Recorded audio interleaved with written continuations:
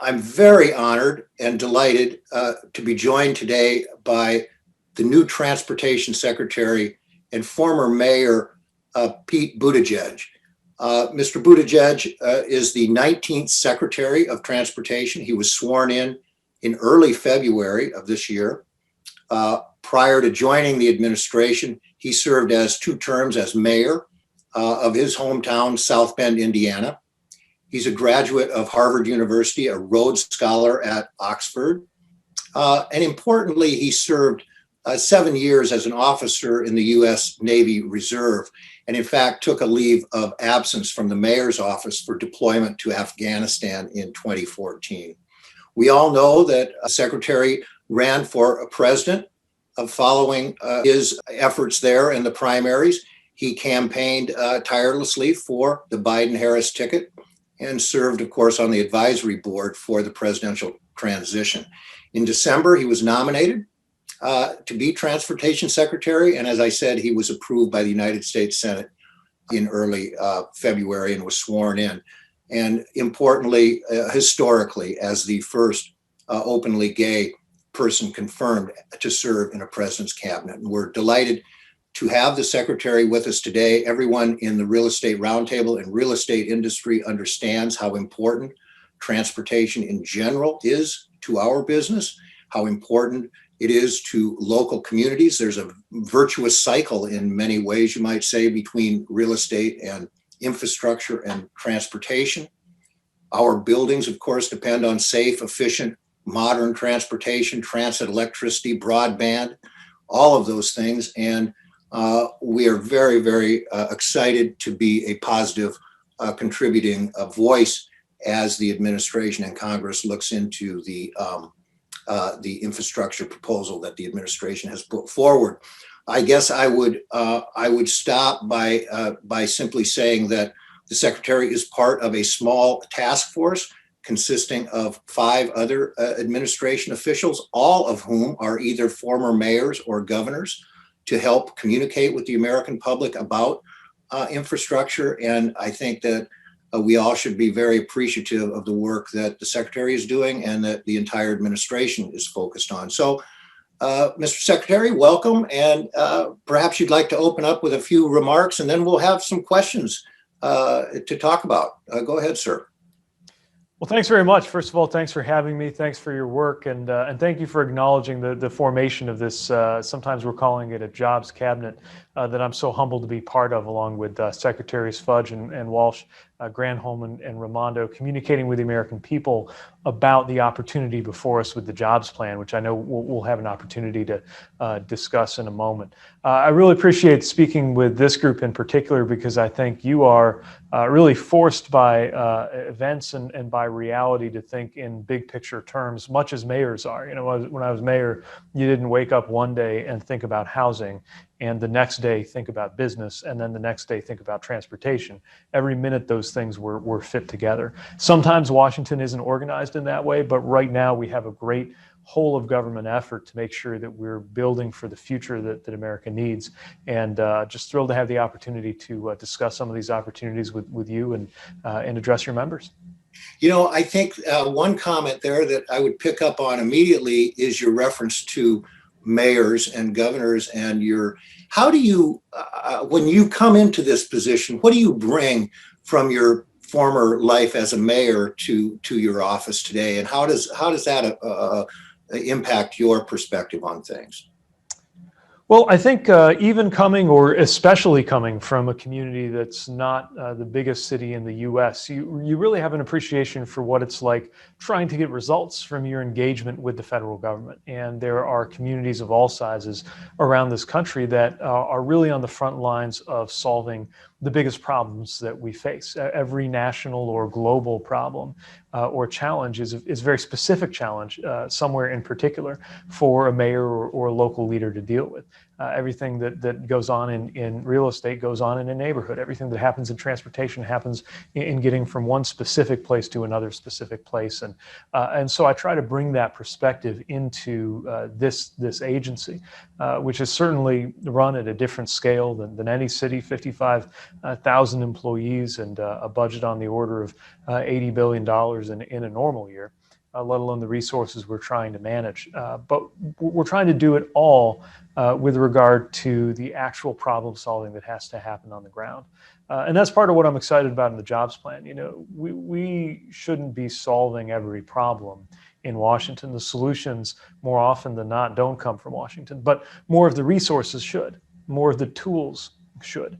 And so when we talk about upgrading roads and bridges, improving ports and airports, doing something for transit and trains, or any of the other areas of infrastructure that the president's vision applies to right now, we really want to set it up in a way that helps the good work that's already going on locally.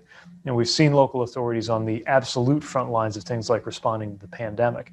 Now we need to make sure we're empowering those same leaders to deliver the solutions that are going to keep us competitive, because American competitiveness, even if we talk about it in very global geostrategic terms, dealing with strategic competitors like China, the reality is all of that happens one city, one town, one county, one neighborhood at a time. And our policy ought to be able to recognize that. You know, you picked up early on, you made the comment about a holistic approach to problems. And to the extent that there's been some criticism of the plan, it's sort of like, well, some of these things are not really infrastructure and they're in it. And I've read where you've called it a semantic debate, if you will, about what is infrastructure. How do you feel about this? Yeah, a couple of thoughts. First of all, I absolutely believe everything in this plan is infrastructure. And I would point to all of the great infrastructure moments in our country, all the way back to the Erie Canal, which we don't think about much now, but actually is part of what made the United States one country.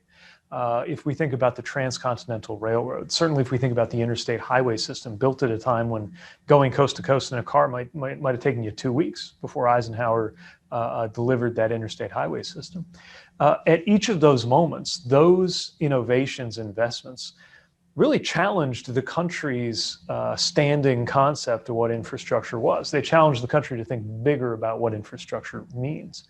So right now, I think we're in a moment where, yes, things like roads and bridges, what we might call traditional infrastructure, matter enormously. And obviously, those are my specialty here in the Department of Transportation.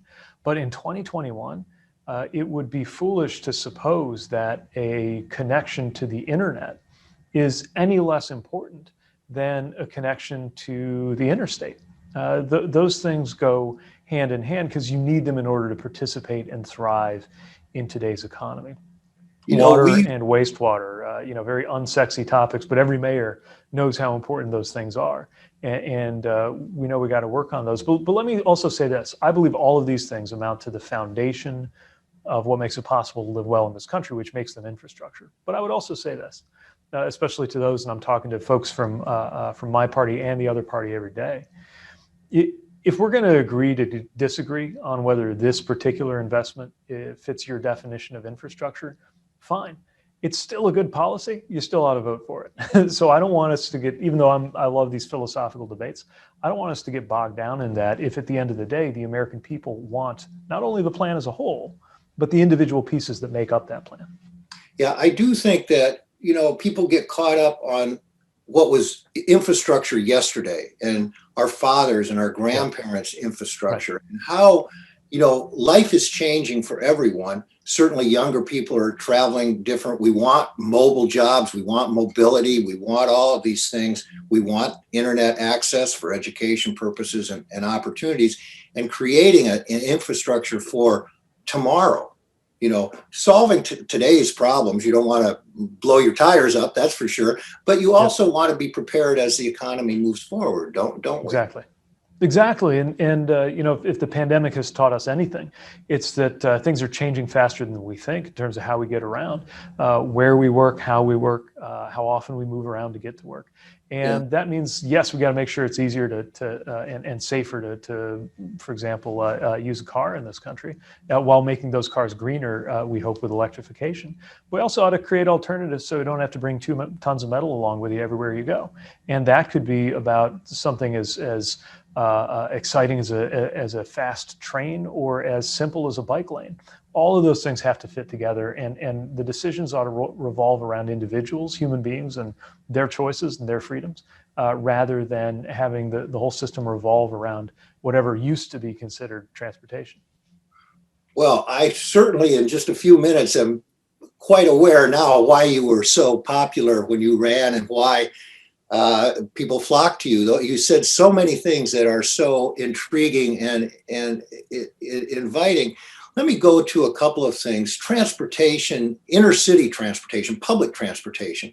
We're now hopefully coming out of this disastrous pandemic year, and how we start businesses, how cities reopen and get re-engaged will depend to a great deal on how safe and comfortable and confident commuters and visitors feel on public transportation. What's your timetable on public transportation, and when and how will people be back to that, what we used to call normal commuting patterns on public transportation? Yeah, here's another great example of how good policy means people have more freedom and more ability to do what they need to do in life. That includes making sure you have great transit choices. Now, that's true of supporting things like subways in our biggest cities, but sometimes it's a bus rapid transit lane or a very simple bus system in a small community. And so I don't want this to be viewed as only for one geography. Now, the rescue plan did a lot in order to just keep our transit systems running, because they did lose so much revenue when they lost so many riders with the lockdowns and the pandemic, that a lot of them were at risk of, they were saying, hey, we might not make it. We're going to have to lay people off. We're going to have to close down routes, which would have made things even worse. So the rescue plan contained the dollars to deal with that. The jobs plan contains the proposed resources to really double what goes into transit, knowing that, just rewinding back to 2019 wouldn't meet our needs anyway. We got to make sure that we have more options. We got to make sure we're supporting the kind of routes and the kind of frequency that make transit an option of choice, not just something because someone depends on transit with no alternative, but something that anybody would want to do. I saw a quote recently, somebody saying, a really well-off, thriving country is less about a place where the poor have cars than one where the rich take the subway or the bus. And we also got to make sure those subways and buses are running on clean energy. That's where funds for zero emission vehicles, which include fuel savings for the local transit authorities, as well as climate benefits for us all and health benefits if you live near a route that's got a lot of emissions. All those things have to fit together, and the jobs plan does that. One thing I'm really interested to stay in touch with your community about is that we don't know and probably can't know yet how the patterns of how people get around are going to change, how 2022 is going to look different from 2019. I'll tell you, even just as an employer, we're thinking about it. Like I said, we got 55,000 people. A lot of them come to work or would have come to work here in headquarters in DC, and we're thinking about what that safe return to work should look like. And it may not fit the same commuting patterns that everybody was used to just a couple of years ago, and that may not be a bad thing. Well, certainly this is a topic that our industry was having prior to the pandemic in terms of, let's just stick with electric vehicles or for a second. How do you see the electrical vehicle deployment going in the near future in terms of charging stations and so forth? Obviously, retail centers or certain office buildings, maybe multifamily housing complexes would want to have, and deploy their own charging facilities and so forth. How do you envision encouraging the private sector to get involved in that way? And are you going to give a little boost to the market to develop there? Where are you going on this one? Absolutely, yeah. So the president's vision is to add 500,000 charging stations across the country. And the reason this is so important is, right now, there are probably two reasons you would think twice about getting an electric vehicle. One of them would be the cost, but the cost keeps coming down. And if you factor in the fuel savings, it's getting pretty close to break even or better. But the second one is about range, and that's tougher. If you're not sure you can actually get to where you're going, especially if you're going these longer 200-300 mile distances routinely, which many Americans do, then that could be an obstacle too. We got to do something about it. So we've got to have more chargers. Now, that doesn't mean that all the charging stations have to be built, owned, operated by the federal government. It does mean that we have to invest. a market-making investment that's also important, because there's a real race right now over whether America and American workers are going to be building most of the electric vehicles of the future, or whether somebody else will. So that's where the sense of urgency comes from. Now, what I think we haven't fully got our heads around as Americans yet, even the most pro-electric vehicle enthusiasts like me, is the fact that electric vehicle chargers will be different than fuel charging points. Unlike a gas station, you can't fill an entire car in a matter of a couple of minutes. On the other end, also unlike a gas station, you can have a charger right at your house, which is something most of us would never want to do with a gas pump. So it's just different, encouraging, exciting, full of potential, and full of commercial as well as, I think, private potential. But it's not going to look the exact same. And that's exactly why we need to be making early investments to prepare America to really win the future by getting ahead of the curve. Yeah, this really is a potential inflection point in so many ways. You mentioned competitiveness, world competition, and so forth, and I want to talk about that. But I don't want to forget a couple of things that are more directly for real estate. You know, big buildings or big developers frequently, invest large sums in the infrastructure, whether it's in the subway platforms, as we saw at One Vanderbilt in New York, or train stations, transit-oriented development that we like to do and we think is very positive for the climate and for the economy and for jobs and so forth. How do you see working with, and how can we as an industry work together with you on this? And before you get into that, one issue or two issues that we've always focused on, I suppose, one would be public-private partnerships. How can we get more public-private partnerships on all infrastructure? And then the other is just the permitting issue that, as a mayor, you're probably quite familiar with the various hurdles that are out there on projects and so forth. So that's a long question, but there's a lot there, but let me try to touch on those key points. First of all, I think there's a ton of opportunity to mobilize private capital, especially for transit-oriented development. And I've spoken to my counterpart, Secretary Fudge, about this on the housing side.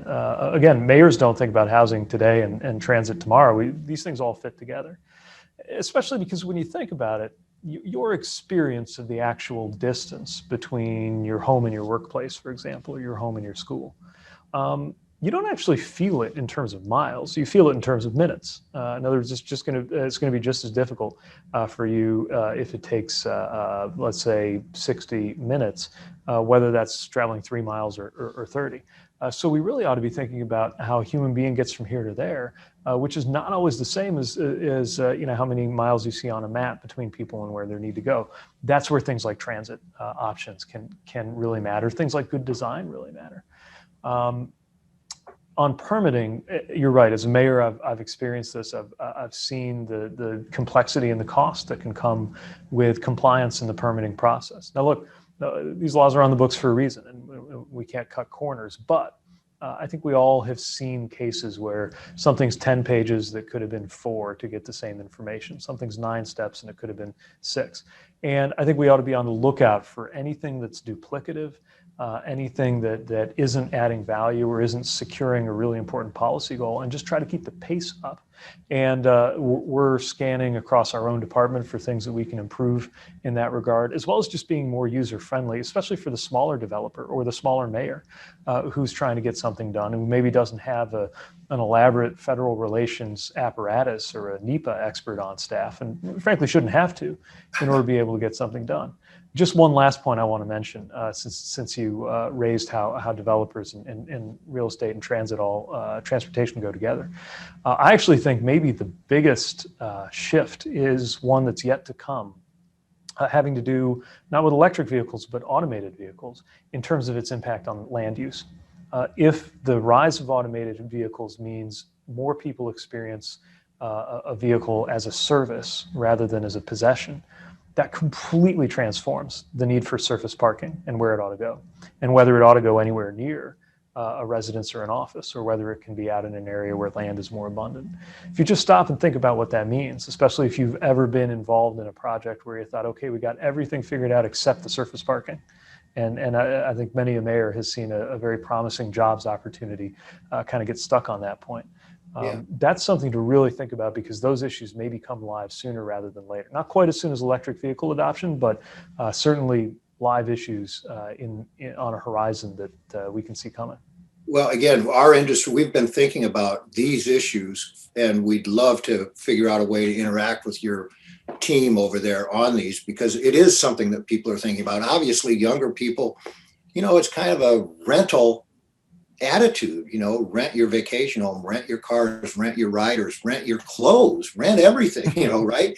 And so things are changing, and you're right to be thinking in advance of that.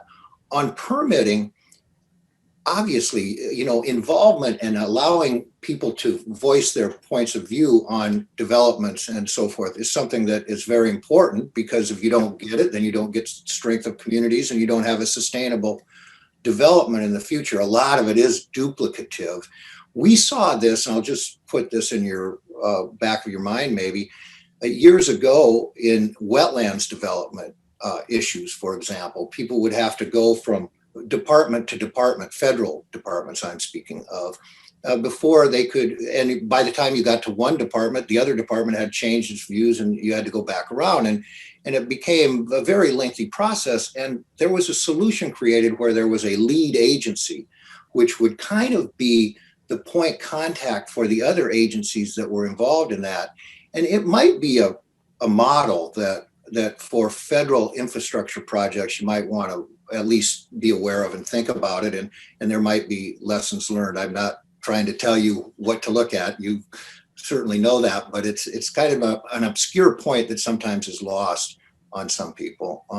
Would you talk about China? I know you're highly concerned about competitiveness and our role in the world economy going forward, and particularly about China. Yeah, I think this is very important if we want to put in perspective the kind of transportation decisions we're making or failing to make. Look, China, by some measures, is investing more on transportation and infrastructure than the US and Europe combined. And the reality is you can't be the leading country in the world if you're getting lapped by another country on infrastructure. Things that in certain city pairs, a Chinese passenger can take for granted in terms of, for example, the availability of high-speed rail, are still a long way away for American citizens. We're not even in the top 10 anymore. I mean, I'm not just talking about China. We're 13th in the world on the quality of our transportation infrastructure. Now, you can get away with that for a while. You can coast for a while on the transportation investments of previous generations, but we've pretty much run the course of how far you can get with that. Now we have to decide, is the US going to be the leading nation in the world into the 2020s and beyond, or are we going to be just another country? And I would argue that it really matters if somebody is going to set the standard for aviation, for ground transportation, for electric vehicles. If it's going to be done by some country or another, I'd just as soon it be done by America, based on American values and done by American workers, rather than another country.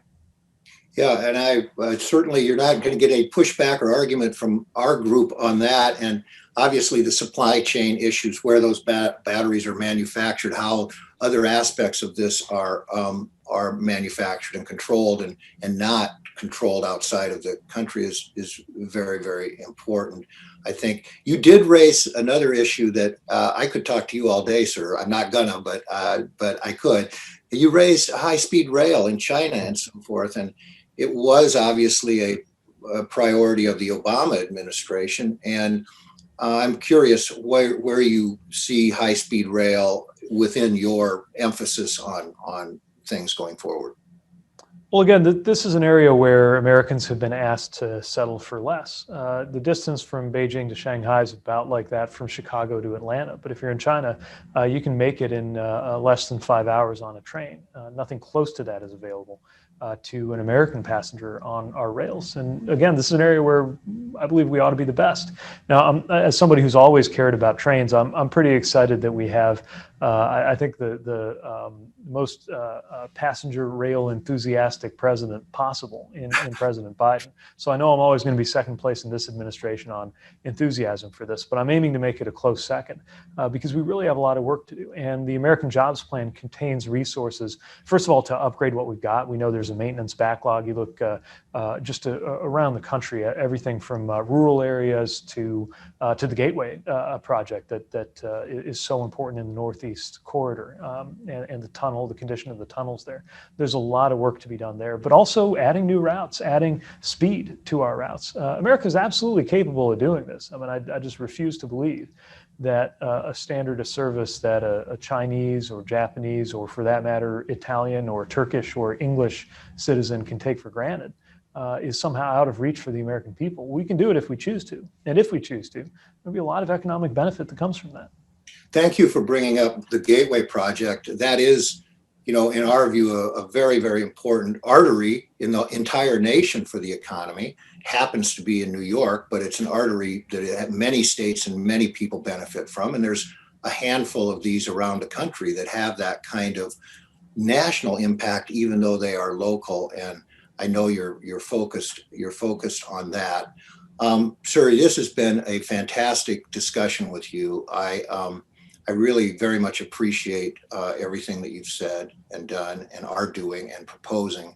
And the interrelationship between housing, real estate, broadband, education, all of these things to us make a lot of sense as we move forward. A lot of challenges. We want to be a positive partner with you in that regard. And please call on us anytime. Can I close by just asking you, you seem to really enjoy your job, and that's terrific. What are you worried about what worries you in your new position as Secretary of Transportation? Well, I'd say on a day-to-day basis, of course, we're a safety agency, and so we want to make sure that the American people are safe, whether we're talking about operating a pipeline or whether we're talking about being a pedestrian crossing a street in an American town. And those are the things that keep us up at night on a day-to-day basis. On a bigger or broader level, I guess what I'd say is the thing that worries me is, what if we miss this moment? I'm pretty sure that there will not come another moment in my lifetime where there's this combination, this particular moment's combination of demonstrated need, bipartisan enthusiasm around the country, economic conditions such as they are, and a very enthusiastic president, with a vanishing window of opportunity and a ticking clock on what we have to do with climate, and a profound need on what we have to do around equity, all adding up to an imperative to go big, think big, and get something done. This moment isn't going to come again. So, I said it was the last question, but I lied. It's not the last question. I was lying because you brought up, you mentioned something, bipartisan support. And in addition, the way I look at that, you're sort of redefining the way that we think about infrastructure. And it also seems to be, in some ways, a redefining of how we might think of bipartisanship. And I think you touched on that, or you alluded to that. And if you'd like to comment on that, I'd invite you to do that. And I mean, I would say that the richest definition of bipartisanship is if Americans across the country in both parties can agree that something ought to happen. And when it comes to the American Jobs Plan, the transportation provisions, but also the other provisions, we're there. Most Americans think we ought to do it. That's very clear.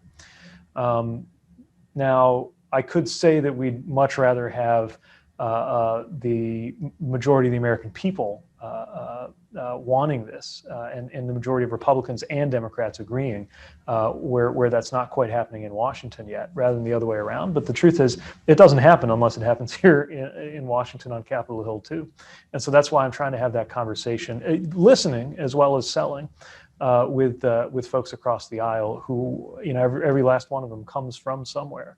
where I know they want to go home and show how they've delivered for people who have real needs around infrastructure too. So I'm upbeat about the possibilities, even though I'm not naive about the ways of Washington. But at the end of the day, if something has remarkably this level of support from Americans in both parties across the country, to me, that means it's already pretty bipartisan.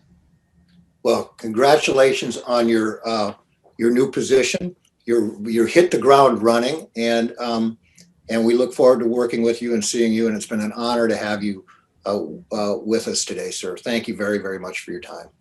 Well, likewise, thanks for having me, and look forward to speaking again.